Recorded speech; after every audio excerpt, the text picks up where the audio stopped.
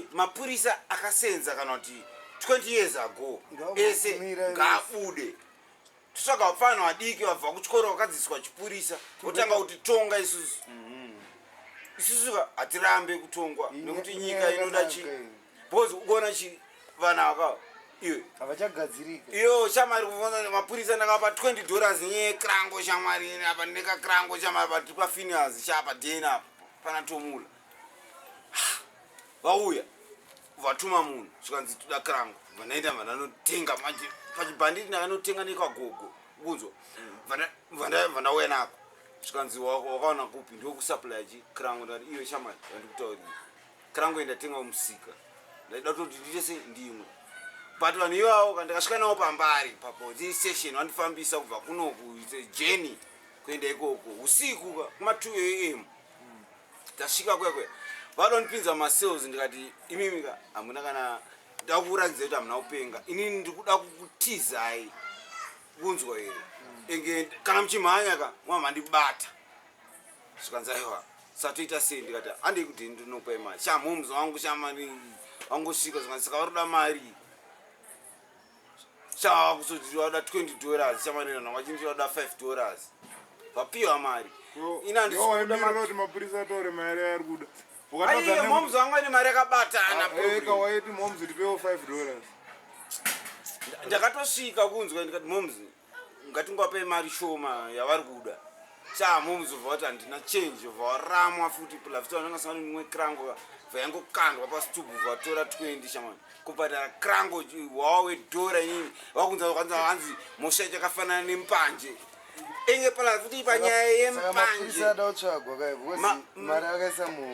yempanje manje ndo pandinapo mablango madminox ininika ndikaita mari muupenyu hwangu ndichatsvaga lawyer richaenda Alfonso versus State anditika legalize marijuana chinhu chakasikwa naMwari iwe womotaura kuti chosungisa chii vanhu vachita roba vasikabatwe vachitodhiza mapurisa amarianobatwa nanivo varivo vari kuita roba ini ndikaona mapurisa usiku ndotiza because matsotsi unotizirei matsotsi iye unobirwa utotanga kunzi mumwe mako mune chii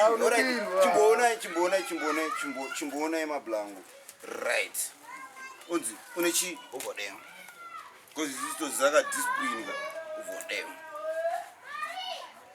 uvonzi ifoni ndekupi banganderani indiri muto kanifana kufamba ndiri amndika uvonzi chikwama ichi mari yacho ukaonekwa mine mari manje ka vanoitora yobva yatorwa vanenge vari 7-8 isusu tikuda kuti tikomborerwe nekuti vanhu vakasenza mupolice force vambonozorora vapfana vadiki vakadzidziswa chipurisa vatange kuita basa rakanaka nyika yedu inake noti kuti criminal chamari amdiroba anouya achindisunga inini achindisungira nyaya yedhobho inini rundodzikira iwe munhu anoba motikari akusondisungira dhobho raita sei wabhema ndiwe here hausi asi iwe unongavana mayaya ndo vanetsa because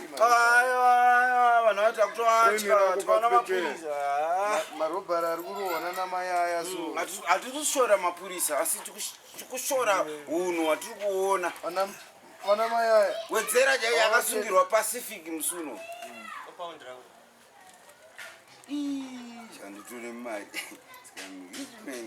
rich country wedzera akaita se wedzera abatwa nepolisi kunzwa karaini pasi bamba achitengesa chipacific akuya nepolisi pedu apa clark house pedu apa akuarakidza kuti uyu anoita zvakati uyu avanotengesa doro tisungwe tibhadhare mapurisa isusu hatitoda kubhadhara mapurisa toda kuti hurumende yedu ikatibata nemhosva dzedu toenda isusu tichinopa hurumende yedu mari kwete kuti tonyora vanhu pakutonyora ipapo ndova ndikuti hazvifanirwi kuitwa izvozvo pakutonyora kungobvisa vana mayaya vese avobva vanga vachimonozorora kushandiswa nepolisi kana kuti government ngaivhure security company vanonogadha kumaindustry kune matsotsi anopinda kumaindasi vanogada zvavo vasisiri chi pamutemo wenyika wevanhu wedzinza redu revanhu vemuzimbabwe vanhu iyo ngavabve ipapo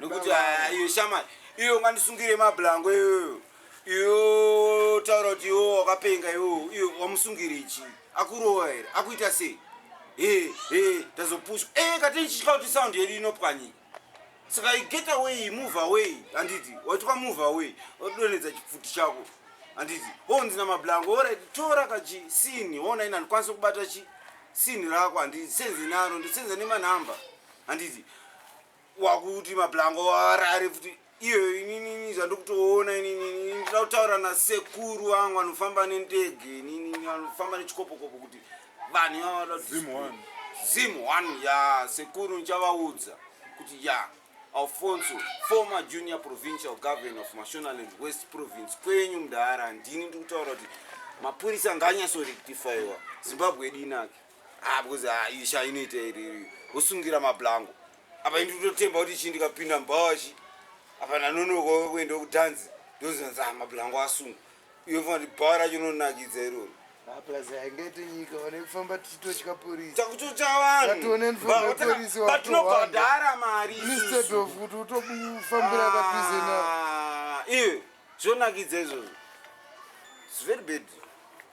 Polisi hafanobira vanhu. Aiwa, hafanobira vanhu. Ngavatonge nyaya senyaya.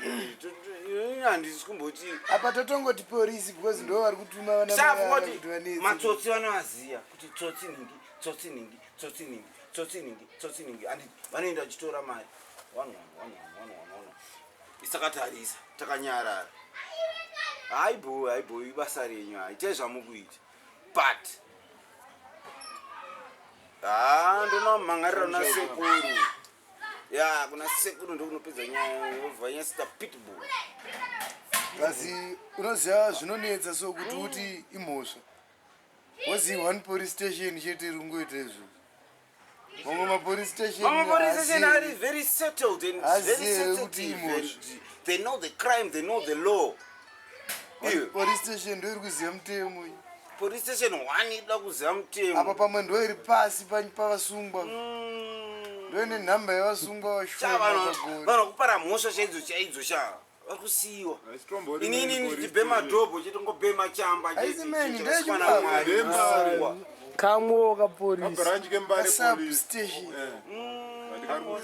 kari kushungurudza hatikuda zvakadaro saka vamwe tinorarama zvakanaka unoziva zvinhu zvakanaka izvi nyika yedu is right vanhu vanetsa ngari kurodaro ngoti hapana zvekuita because hapana kutomhangarira unomhangarira kupi uchimhangarirani uchimhangarirani unomuziva zita rake unosvikochinjirwa nyaya ndiyo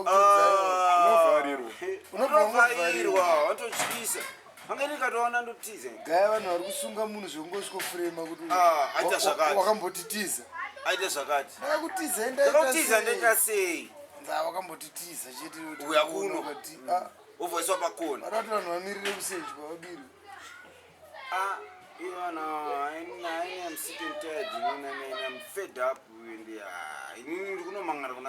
zvikaramba zvichinetsa vadangoita aiwa sekuru wangu inini ndinotonga nyika inoi uroi sekuru wangu ndinotonga nyika inoi ndichaenda inini nditoni complain ekuzi mwari anikomborera ndawana mari chete yekunobhadhara lawyer chete ndoti state versus Alfonso legalize marijuana zvigadziriswa ya tinoda ngolegalize marijuana first maneighborhood ovashaya zvekutora kuzva ungati tikuda kuti tirarame isusu toenda kubasa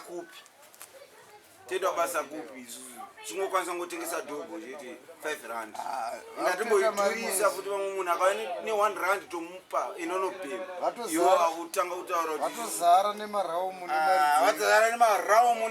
chamari vanouya nekombi chamari kwamboona polisi ipi ina nekombi iyoyo kana nespashi iyoyo inini handitombobvuma inini kupinzwa muspashiyo kana muchidefenda ngaiuye motikari dzakabva kuchina nyika yakatibatsira nezvombo yakatibatsira futi nemotikari youya kayakanyorwa nzi polisi kanditi ndozoti ndasunga kana mabhasikoro ana mabhasikoro ava nemabhasikoro avakapiwa shamari anofamba kunge matsotsi kunzwa inge unoswa nyangiro wakaona musi wandakapinda mugedhi atori matsotsi dhingo anda kuti dhingo dhingo aitaurike shama dhingo akadzorwa uyu taliban shamari ndikupinda mugedhi apa initire chamba momo fanzi saka ndi mabatiro acho kavanishonge vabata hardcore criminal kidnapping mbuti samunhu mbuti vesa munhu mbuti shamari kuenda naye shamari kwani ndozoziva sei kuti mufana wangu mupenye ko mukuenda naye kupi asa iwo nyarara enda unorara ndirozvei ndiri munyika muno ndiri kuziya what are you doing what crime are you committing but these people they don't want to understand us polisi yanzwa nekupara mhosva polisi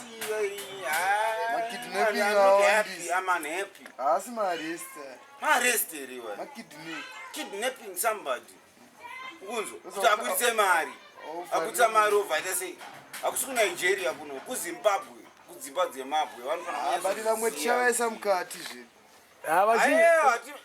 bonzo vazhinji vakabuda basa unoziya vamwe tovaisa mukati ndimboziva kuti vabuda basa chete because everyday vanongoramba chiuya kumareni kwedu vachiti furufusha nyange vabuda basa vacho variramba vachingobira vanhu everyday kana vabuda basa anopfeka futi uniform iyaye vanhu obva auya kunzwa muna idzodzo munhu wabuda basa iwo dzatikuona vachipara uimosanganiza dzatavaona but ini vanonibatira dhobhu inini saka chinhu chakanaka vari kurovha ngavalegalize isusu payes paconstitution bebe ndakafunga kuti yes legalize marijuana kunzwa ndikati mapato aya akanaka here munyika munomu vari kuti titi yes tizoona yes yacho shamari everyday yokusunga izoso vana mufana mushonga variko vakavharirwa akunyeberwa manje kunzi hanzi chamba chichi ndechavo iwe shamari waina unoona ambuya kumusha kwamutoko wakwira murift mangoonekwa kunzi mimi ndimi nerasta makuonekwa muine mpanje imomo zvakunzi hanzi ndedzimwe iwe isusu mbanje dzedu hadzibve kwese kuya dzobva kumalawu dzouya nerusero kunzwa tinongomuka kuseri dziriko hatihodhe mbanje isu hatifambe nembanje mukombi toziva kuti zosungisa unyebera vafana vangu zvakaipa saka toda kuti vanhu vanyatsoziva kuti we are angry and we are very ungrateful about their behavior and I wish they could just change and I wish they could just create a good platform. They just died. Not just die. We want them to live, but hell material will go to hell because hell is there and heaven is there. aitai Ayo azvite unyebera pana iye vanganohodha mbanje uko kwese uko idzo mbanje dzakazara kwese uko uenda kwese kunotsvaga dhobho hazviite kadzongohodhwa anokuziya vangadai vangongonotora mbanje umona vangakwire bhazi kunohodha mbanje kwese kure kwese kuko havamboita izvozvo kwato vari kutonyebera zoti titoshe kuti ayore mwara angondipa kana mari mbichara iri kuda mari manje inini handisi kudai madhona yako kuti unenge madhona zvandikuda ngoti ndizodera ndinaso mari to start with legal fees in Zimbabwe they are $500 per session mari yakawanda kuamerica kubhatirwa mari dzakadaro but at least if I get that $500 tongopindana pa cross examination kuti alright tikuita sei alright nyika yacho muda kuti iite sei muda kuti tiite sei iende ku mabasa acho hatina isusu tikutengesa dhobho dzedu macho mukuti sungira izvozvo muda kuti tiite sei shamwari yangu Thompson jeje hasi hanjambomuona kana ukafonera vanhu vacho kwaanogara hachauya anotya kusungwa saka alright ndotamba nani pamusaka pevanhu vanenge vachida uya kuzongotora mari chete kungotora chete I'm very unhappy gentlemen so handisi kutuka munhu but zvinhu zviri mumwoyo mangu enge zvakangonaka kungoti tigogara tangozviziva kuti ndo zvandiri kufunga izvi saka wakasaina wakaiti yes usikazive zviri muconstitution ndaifunga kuti yes kalegalize marijuana ndezvandakafunga akaona kuverenga ke aiye zvakambo hazvinyorwe zviri straight handamboona kuti zvirikuireve chii kuona because ndakafunga kuti waikuiverenga yange iri shoma kwekuverenga yachenga iri shoma bhozi rakangobuda nokubva ravhotera plasi pane zvimwe zvinhu zvairambwa uku neuku uzondinyika yese bva yafara ngatichingobvuma izvi neizvi zvisingazikanwi wicked have has been legalized, you know. I was so happy kuzo ndichitofara shamari kudaiwo fana wangu Thompson kwejwa ko yese yacho iri papi papo kudaiwo adisina kana mfana anokwanisa kanobatsira kana basa kana ndikanzira ngatitimbe kana basa apa vese vangosungwa chete vachisungirwa chinhu chakasikwa naMwari aiwa ngatipaongorore ipapo kuti sei mukutisungira chinhu chakasikwa naMwari musiki alright mbanje inorambidzwa kumogwe tengesa mudzanga kutenga mudzanga pamogo papejo ndakaona inini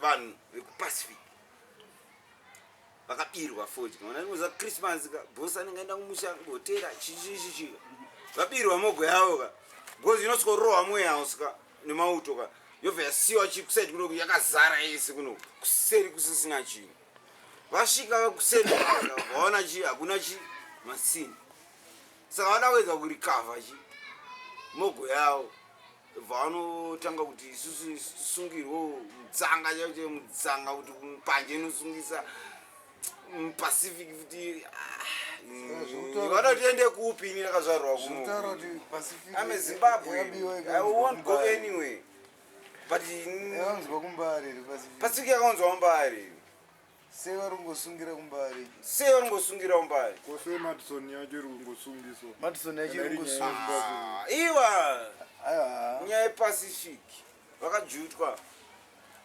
navanhu realistic iripo ka uzoti vanhu vekupacific chacho ndakunyatsovaudza inonzi logistics dzekurana company iwewo munhu ari kukuchengetera fodya mabriki akazara kunzwa pano ne300 kilometers imogo yese yaprocesswa yamabox iwo wakumupa $200 achirara akasvinura iwe anotenge chii rent anobhadhara 150 mwana ada school fees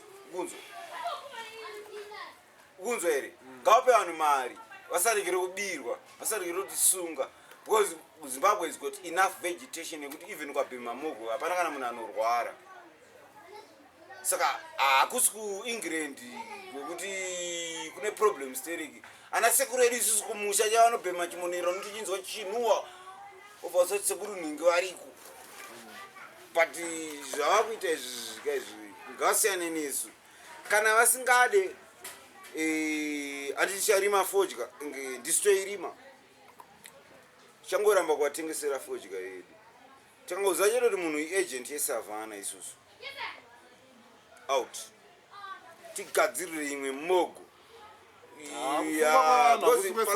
Savannah is just a company vana mayaya vawanda ana kuti haisi nyaya yeSavannah vana mayaya nyaya yeSavannah haisi nyaya yeSavannah munyazonditsananguriro because chiri kuitika ndechekuti fodya iri kusungisa yese inonzi Pacific inonzi Madison yese yes kutapirirana zvirwere hanzi vanozotaurira kutapurirana zvirwere ndoyavakaona inotapurira inotapurirana zvirwere zvekudya vanhu vazhinji vavo vakajairira kuti unofanira kunge wageza maoko but fodya ndifunga kuti pane munhu anombofunga kuti ndida kubhema ndida kupaswa ndigeze maoko ngavhari company vari right zvavo but hazvisungisi ngavhari company vanofanira kudzidzisa vanhu utsanana kwete kusungisa mhosva yacho iri pavo mofisi yacho ini handisi kuiona saka vada kuti vari kutambudzika vagare vachitambudzika awareness ungoziva kuti musaidyisa netsvina vaputi vefodya pepe sususu zvakaipira chete kwete kuti zvinosungirwa munhu but ma-awareness program ka muZimbabwe munomuka akaita akawanda still but yekuti fodya ibatwe zveutsanana vakadikisa maposter kuti smoking is illegal tikaona katozoziva kuti chima 1 kuti muti usingotanga They are not saying it's illegal. Zviri kusungisa. So what awareness? Do you know what is to aware? Yeah. To aware is to make people know. Yes. And Yes. they did not make us know kuti it's a crime to buy a cigarette. So handindatanga kuzvitaura. Ndikati they were supposed to teach people. Tobvuma uzawo kuti vangafanira kuti Vanenge vachidzidzisa vanhu utsanana nepakubhemesana. Hativaregerere, ivo vari kutiregerere. Isi handiti kusungwa. Chatombodi chikampani chachisa. Sati vanhu kusungwa. Ngavatidzidzise kuti boys. Fodya yenyu batai zvakadai. Jobho rosungisa ndidzi. Pacific futi yosungisa, Madison yosungisa, Everest yosungisa. Mvura yobva yavharwa. Mvura Yobva yavharwa apa yobva yaenda futi. apa mvura ndoutsanana hwavanofanira kutogadzirira vanhu kwete kutaura Wozika, orani mvura yacho vanhu vacho vanogeza maoko ku. kwavo kunyanyoda vanhu stereki Kusina mvura apa yavharwa. apa mvura yavharwa. kunyanyoda vanhu iri kwavo Aiwa vanhu havasitombotida vanhu. vada kuti muite hondo manje nasekuru wangu ini sekuru wangu ndivari kutonga nyika ino inge hapana munhu anokwanisa kana kuita hondo kana chii. Sekuru ndikangoenda kumusha chete pazvimba chete ndikasondogara inini ndichivaudza inini kuti ndozvikuitika.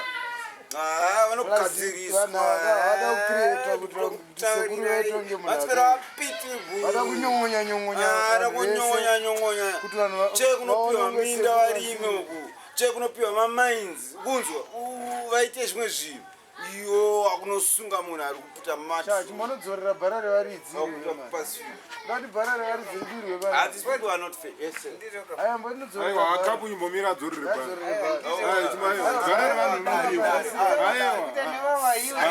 bhara iroro ngariende Wakusanganisa zvinhu zviri kuitika.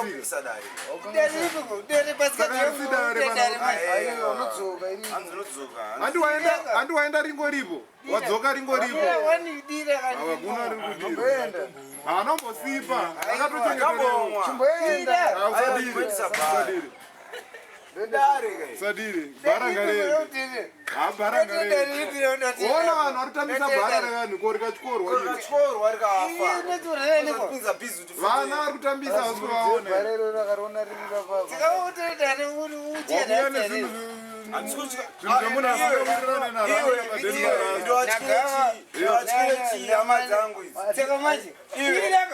aiwa Haisi nyaya yekutyana. notisaidira mhandu dzedu pagedha Vakutera bhara uye muridzi webhara rahadiwe panapa. Akazotera muridzi webhara hatisiro tasvika. respect kuona dare paine varume ka ufanira kuteerera zvinhu zvekutaurwa nevanhu ivavo.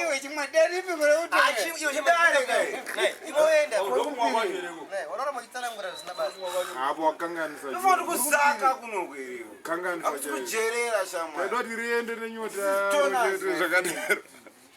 akamwadikita Kanganisa munhu discipline. Toda kuti discipline muri uri kumpa. ngochatsikwa nemotokari ona yanda kuti gara wadiro mutore chimwe chiemticho umbozviradzike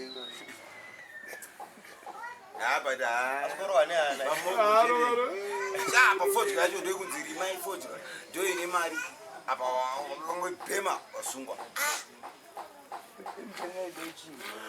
I don't understand. I have to go to Aseku. Havasi kusungira vanhu kubhema. Akuita sei? Vari kusungira vanhu kubhema in public. Chamunhu akasungwa achibhema ndichiona kandi. At a public place. kana vachimbotarisa zvekuti public Makuba Chinonetsa chacho ndechoti public place yacho vamwana vazoti zviri kurevei. Vakauya patakshop fodya isina mbobhemwa ingori mutakshop ikusungisa munhu. Iwo usati wanzwa munhu atorerwa pamba pake anzi public drinking. vazive kuti public yacho Ndotsandiri kutika vanhu vacho vazoti zviri kurevei. Chamari usiku kusina vanhu uchifamba kusina vanhu vese varara unobatwa nepublic drinking. neloitering. Hanzi loitering uchienda mbokwenyu. Kunoita kupi kumarani kwangu? Unoende kuavhondewo here nini? nyaya yekuti vana mayaya vanhu vekuti haana kutombokwanisa kuita mupurisa wacho kubvira pakukura kwake saka vanhu angori neshungu munhu angori neshungu dzekumbosunga saka vana mai aya vane problema. Vana mai aya is heading for disaster if I don't go and tell Sekuru. vana mai aya ngavambomira Ndo mamirira zvakaita. zvavakambenge vaita pepe yakubvisa vana mai aya pepe Members of the bogus. vanga Members of the bogus club. You. but nenyaya yekuti unozoti over 90% yana mai ayo varebout magadhi Ganogada mumakambani. ukaona basa kufoseti watoo neforce number wakutosunga vanhu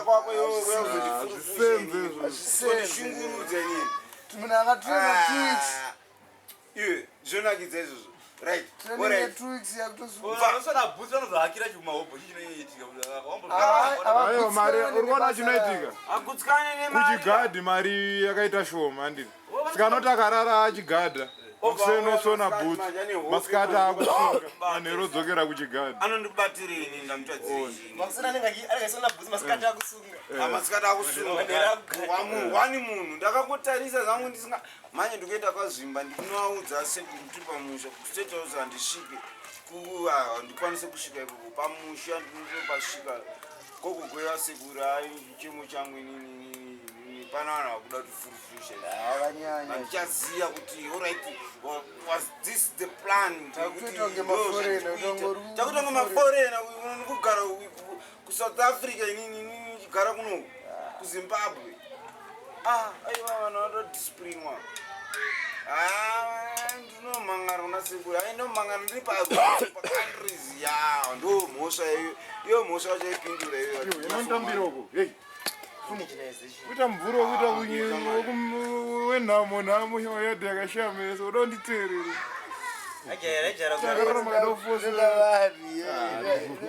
hasi vese oza pane zvimwe zvinhu futi zvinenge Apa yakakoma iyi. zvinongonyarara kanga iri kwakusina vanhu zvimwe zvinhu unozoti yadasvikotereredza pano pekei uzoti munhu alright mudzanga unozoti zvawakaita ndiri mumwe mamwe mina handisiyi uyu Bakutambidzana akazvikuramba. ndozvikurambwa saka tikuzviramba mine ndikurakidze kuvanhu kuno kudoko vanhu kuno wosungisa munhu uyu usabate pandoruma ndozvikusungisa kazvokubata handina kubata vanoruma uyu ndo onzi munhu aende kujeri wageza maoko mbanje futi yobvenzi iende kujeri futi zvese sekuru obvanzi remain fodya 20 days in prison for smoking in public or for selling masigarettes asina kupekwa. unoona udiko wacho korobhari oreti yakaita sei yakapfuura apa kureba kwayo robhari mhosva refu havasi kubatwa manje vanhu ivavo iyi ndikubatirwa ichi chekutotenga hard end cash keshi yacho kuti uiwanika unenge amba watenga mushopu iri registered zvese waiita izvozvo aka ndokavautisungira isusu mazimbabwe ngavarekere kudaro so kanhu kakadaiwo hera kumana unoita semone upfupi wacho vana mai aya changa vanobata mbavha dzokupwanya dzimba dzevanhu dzichitorera vanhu mari iwo wakamboonawo piwo polisi yekuti kana ida kusunga vanhu inofamba itsvaga vanhu vainoziva vanhu vaanoziva chete ndo vaanokwanisa kuda kusunga ndovanopara aiwa akasvika uchipara asingakuziva anopfuura kaka saka anobata vaanoziva aiwa usateerera because anenge aizoti nhinga anopara zvakati nhinga anopara zvakati aiwa manje hatipai isobhema yangu akakusvikira uchitoita zvimwe zvinhu asingakuziva anopfuurira iyi haina kana munosmairira muchiti mafese ore tienda kupi ore asi pane imwe nyika here yatakatengerwa yekuti tiende tinogara tisingasungwe hatichapiwi vanondijairira vanhu aya ini ndakasedza motikari ngani ini ndisingapiwe mari inini vada kundijamba manje nemari inini iye chamanje zanacho iwe usapota uchipindura zvinhu zvasingazivoda kunzwa maprevious akadare ayo nemutara mega ikoko hatidi kunzwa zvinhu zvakadaro kuti randiita soft ndiita soft ameno kunumber 3 second avenue kwakwenyu comrade rori tava chabva kubasa ameno mutu andiri mutu Yeah, I'm a warrior.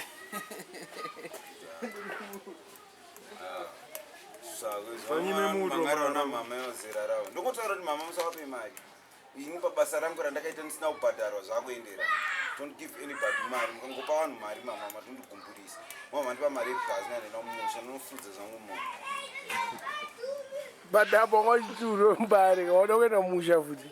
Musha ndinowabuka. Asi chizvarwa changu ndechemunhu. This is my home, ndazvarwa musha. Kumushawo ndakatozoendeswa mai ndakutoorakidzwa mombe dzangu dziri apoto 180 apa dzimwe dzacho vakadziba futi vamwe vacho saka ndikaramba ndiri kunokuka ndichiita zvisangana nebasa ndichazosenda navanhu vasangana nebasa mombe dzogona kupera ndozoita sei Saka Peter wakaende zvako kumusha. ndochengeta zvangu mombe dzangu bafita nzodzi yangu ndichengeta kabva yafa hapana Hai ndombe ndo. Zvinaumira twasa. Zvinaumira twasa. Hapana, eso ndichozoti sisina chandifonera kuti uri baba. Ndoenda ndasikotorwa patoto apa netext ndoenda kumba kuta force. Killed my sister, black people. Don't even love them. We keep on creating trouble one day. But I'm a handyman. I can do anything in life.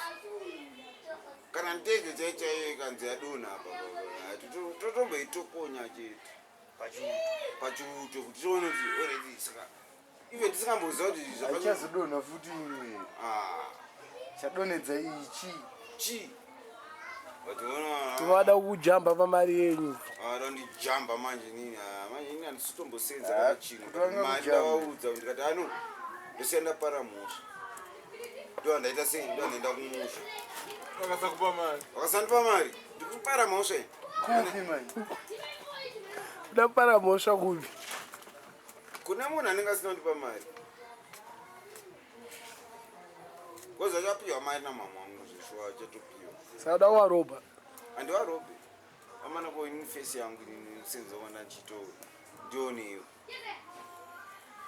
handirambidza kupenda nzi asata usati chi job ka alright yo carport yo mungati 4 days Mukuwapa sadza nenyama.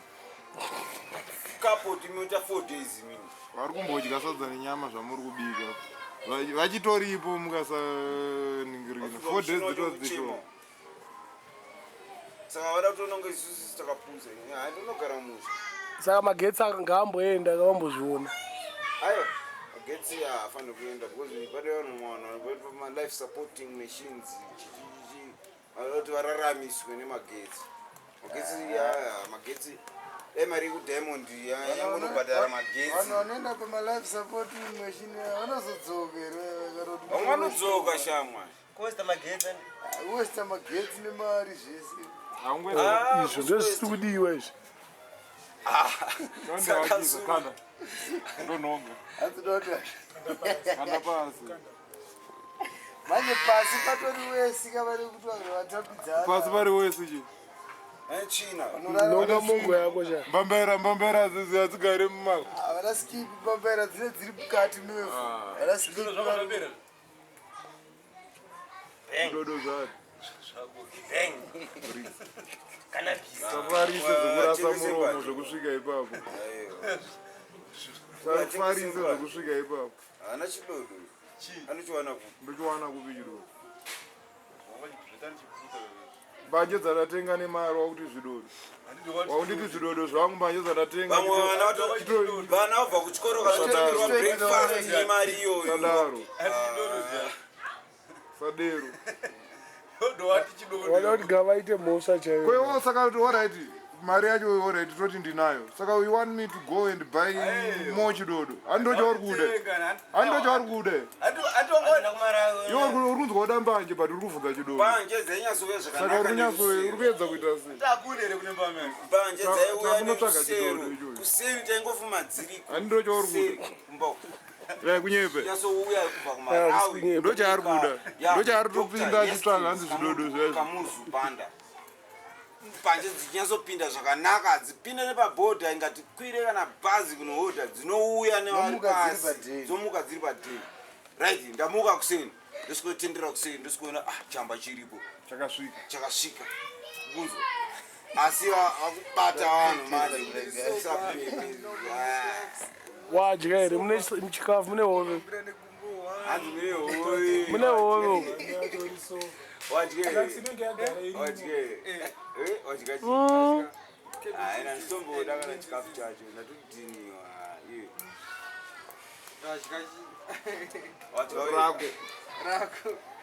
wadya rangu fonzo waita bo chokwadi wachiziva chokwadi munhu anosinganguchiziva kuti what is bad is bad, what is good is good. and Laden should not commit adultery. Good over evil. tikanyanzogaira nazvingoti tine mari fine